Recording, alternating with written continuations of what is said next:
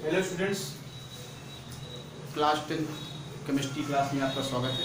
ठीक है, हम लोगों ने चैप्टर 4 को डिस्कस किया था। चैप्टर 4 में हम लोगों ने कार्बन के बारे में डिस्कशन किया हुआ था। ठीक है, कार्बन, अब उसके आगे देखते हैं। कार्बन के 3 एलोट्रोप आपके नेचर में पाए जाते हैं। कार्बन 3 रूपों में आप में पाया जाता है।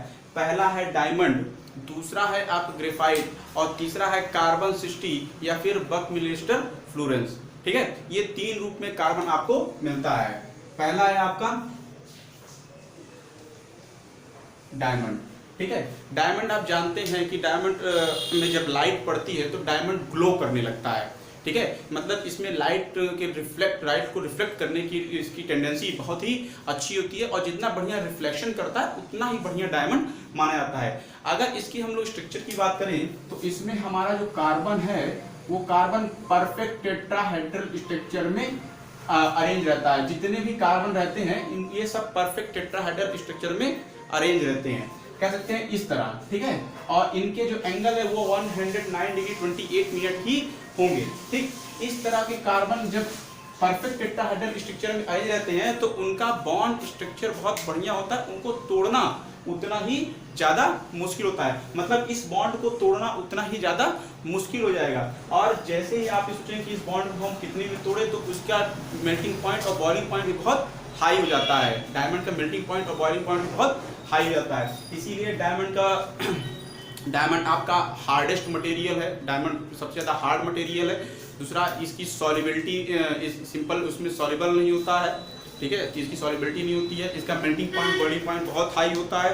ठीक, ये इसकी प्रॉपर्टीज है। मेल्टिंग पॉइंट बॉइलिंग पॉइंट बहुत हाई होता है। ठीक, और कार्बन आपका ऑक्सीजन से रिएक्ट करता है 100 डिग्री सेल्सियस में और CO2 गैस रिलीज करता है। मतलब कार्बन ऑक्सीजन से प्रेजेंट में बर्न होकर CO2 में कन्वर्ट होता है। ठीक है, इसका यूज जनरली आप कह सकते हैं कि ज्वेलरी वगैरह बनाने में और शीशे कटिंग वगैरह में इस्तेमाल किया जाता है। ओके, सेकंड है आपका ग्रेफाइट। सेकंड क्या है?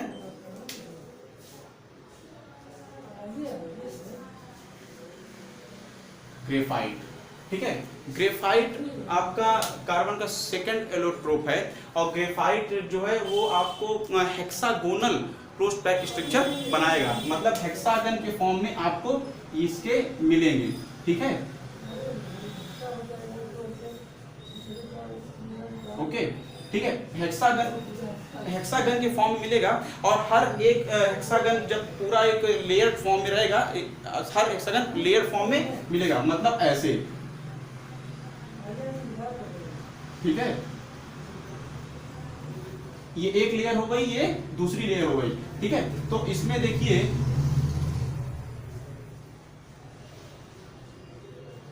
ठीक है, तो इसमें देखिए इसमें होता क्या है कि ये कार्बन के 3 ही बॉन्ड बने रहते हैं। कार्बन के वैलेंस शेल में 4 इलेक्ट्रॉन होते हैं, लेकिन इसमें कार्बन के वैलेंस शेल के 4 इलेक्ट्रॉन में केवल 3 ही इलेक्ट्रॉन इंगेज रहते हैं। 1 इलेक्ट्रॉन फ्री इलेक्ट्रॉन होता है। इसीलिए ये आप क्या होता है?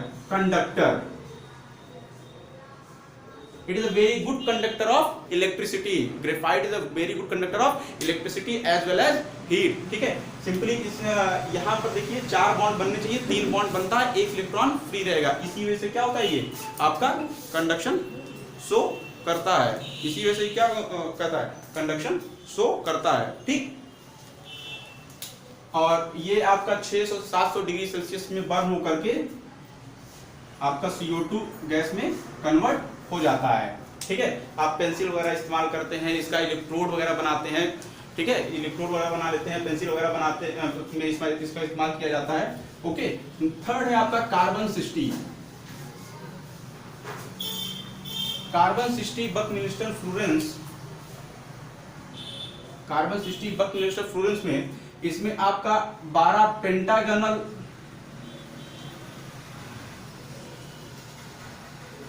कोनल स्ट्रक्चर होता है और 20 आपका हेक्सागोनल। मतलब पेंटागोनल का मतलब आपका 12 इस टाइप के स्ट्रक्चर रहेंगे और 20 आपके इस टाइप के स्ट्रक्चर रहते हैं। ठीक है, और इसके बारे में अभी ज़्यादा रिसर्च इसके बारे में चल रहा है कि इसमें क्या क्या प्रॉपर्टी मिल रही है। ठीक है, इसके बारे में अभी ज़्यादा जानकारी है नहीं, इसके बारे में भी रिसर्च चल रहा है। ठीक। और ये फुटबॉल शेप का होता है, इसको फुटबॉल शेप में ये अरेंज रहते हैं, ये 60 कार्बन फुटबॉल शेप में अरेंज होते हैं। ओके, आइए हम लोग जो हम लोग का कार्बन है उसके बारे में हम पूरा अब डिस्कशन करते हैं। ठीक है, ओके, तो अब शुरू करते हैं कार्बन। ठीक है, कार्बन सिंपली आपका कार्बन के कंपाउंड्स बहुत ढेर सारे होते हैं, कार्बन के कंपाउंड्स बहुत ढेर सारे होते हैं। ठीक है, कार्बन का जो इलेक्ट्रॉनिक कॉन्फ़िगरेशन है वो 2,6 होता है, ठीक, 2,4 होता है। इसके वैलेंस शेल में 4 इलेक्ट्रॉन है, जिसकी वजह से 4 बॉन्ड बना लेता है, 4 बॉन्ड बना लेता है। दूसरा, इसके पास सेल्फ कैटेनेशन की प्रॉपर्टी होती है, carbon bond with carbon, carbon makes a bond with carbon, carbon carbon के साथ बॉन्ड बना सकता है, जिसकी वजह से एक कार्बन, 2 कार्बन, 3 कार्बन जुड़कर डिफरेंट डिफरेंट कंपाउंड्स का फॉर्मेशन कर देता है। और इसी वजह से कार्बन के जो कंपाउंड्स नेचर में वो बहुत ढेर सारे हैं। वो क्या है? बहुत ही ढेर सारे हैं। ठीक है, कार्बन के कंपाउंड्स आपके नेचर में बहुत ढेर सारे हैं।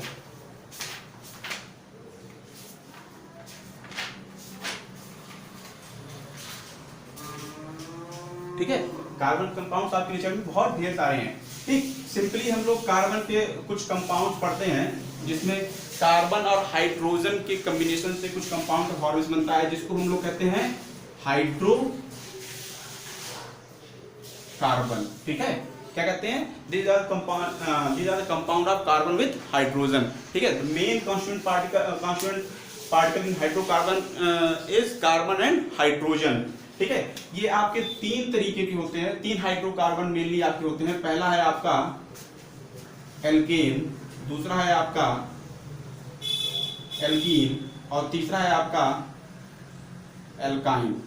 ठीक है, पहला एल्केन, दूसरा एल्कीन और तीसरा alkyne. Common formula of alkene is CnH2n+2 where Cn equals to 1, 2, 3 and so on। in alkene CnH2n। ठीक है, और n equals to 2, 3, 4 and 5 so on।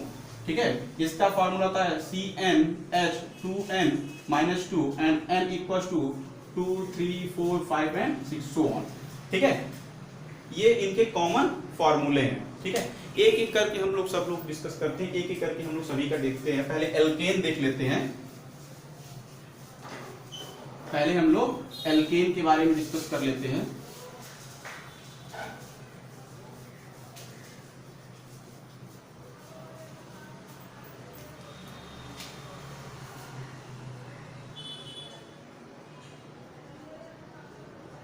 Alkene, ठीक है, इसका कॉमन फॉर्मूला है CnH2n+2।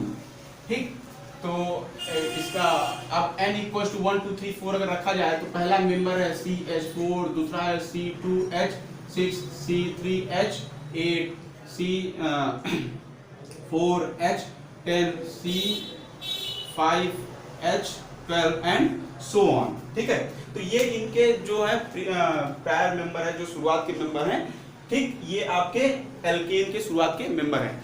अब अगर इनकी नॉमेनक्लेचर के बारे में देखा जाए कि एल्केन का नॉमेनक्लेचर कैसे होता है, इसका नाम कैसे लिखे जाए, इनके कंपाउंड के नाम कैसे लिखे जाएंगे, तो देखिए, जब भी आपका एल्केन है, एल्केन का मतलब होता है single bond, carbon carbon single bond. ठीक है, एल्केन में जो होगा कार्बन कार्बन सिंगल बॉन्ड होगा, कभी भी carbon carbon double bond alkene में प्रेजेंट नहीं होगा। एन का मतलब, यहाँ पर एन का मतलब है सिंगल बॉन्ड बिटवीन कार्बन्स। ठीक है, तो अब देखिए सिंपली अगर इसको देखा जाए तो इसका स्ट्रक्चर लाइक दिस। ठीक, और यहाँ पर n इक्वल्स टू 1 रखा गया है। अब देखिए इनकी अगर नेमिंग की जाएगी, IUPAC नेमिंग की जाएगी, तो IUPAC नेमिंग में अगर नंबर ऑफ कार्बन यहाँ पर लिखा जाए, ठीक है, और यहाँ पर prefix, sorry suffix, sorry prefix, prefix. ठीक है, प्रीफिक्स क्या यूज करेंगे हम? अगर नंबर ऑफ कार्बन 1 है देन मेथ, 2 है एथ, 3 है प्रो, 4 है ब्यूट, 5 है पेंट, 6 है हेक्स, 7 है हेप्ट, 8 है ऑक्ट, 9 है नॉन और 10 है तो डेक। ठीक है, ये आपके प्रीफिक्स यूज होंगे। ठीक है, ये आपके प्रीफिक्स यूज होंगे। इनके हेल्प से हम लोग IUPAC नेमिंग करते हैं कंपाउंड्स की। जैसे इस कंपाउंड में एक कार्बन है तो हमारा क्या लग जाएगा, मेथ। क्या लग जाएगा, मेथ। और ये किस ग्रुप का है, एल्केन का है, तो एल्केन का जो एन है वो इसमें सफिक्स में लग जाएगा। किसमें लग जाएगा, सफिक्स में लग जाएगा। उस तरह इसमें कितने कार्बन है, 2, क्या होगा, एथ। और सिंगल बॉन्ड है कार्बन कार्बन तो क्या होगा, एथेन। ये क्या होगा, प्रोप एन। ये क्या होगा, ब्यूट एन। ये क्या होगा, पेंट एन। ठीक है, तो ये सिंपल नॉमेनक्लेचर है एल्केन का, एल्केन का। ओके, सिंपल नॉमेनक्लेचर है किसका, एल्केन का। ठीक है, this is simple nomenclature of alkene. अब अगर इनके स्ट्रक्चर की बात करें कि ये स्ट्रक्चर इनके कैसे बनेंगे, इनके स्ट्रक्चर कैसे बनेंगे, तो स्ट्रक्चर के लिए इनका देखा जाए, किसका स्ट्रक्चर बनेगा आपका, CC, carbon carbon single bond, carbon carbon single bond, फिर 3 हाइड्रोजन इसके पास, 3 हाइड्रोजन इसके पास, सबके 4 बॉन्ड। इसमें प्रोपेन में carbon carbon carbon single bond, बाकी जो बॉन्ड होंगे कार्बन के वो सब किससे सप्लाई होंगे, हाइड्रोजन से। ओके, ये क्या है, ब्यूटेन है। ब्यूटेन में आपके 4 कार्बन रहेंगे। सिंपली पहले कार्बन कार्बन 4 बॉन्ड बना लिया, फिर बाकी hydrogen.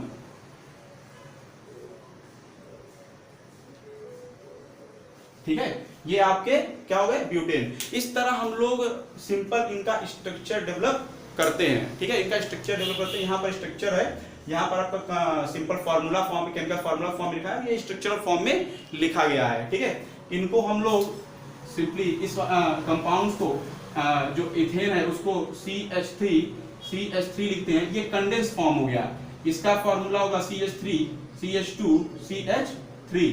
This is the propane, condense form of propane.